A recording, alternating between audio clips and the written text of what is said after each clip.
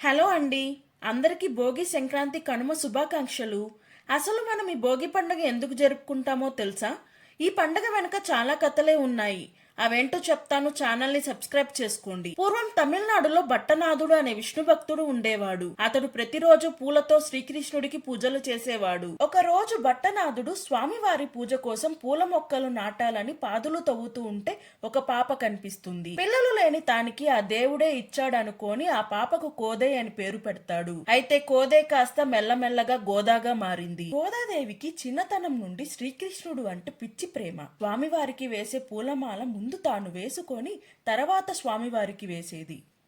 ఒకరోజు భట్టనాథుడు కలలో మహావిష్ణువు కనిపించి గోదాదేవిని తాను పెళ్లి చేసుకుంటాను, శ్రీరంగం తీసుకొని రమ్మని చెప్తాడు.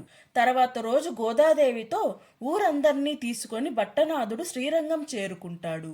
పెళ్లి కూతురుగా ఆలయంలోకి అడుగుపెట్టిన గోదాదేవి అందరూ చూస్తుండగానే స్వామివారిలో ఐక్యమవుతుంది. ఇదంతా మకర సంక్రాంతికి ముందు రోజు జరిగింది.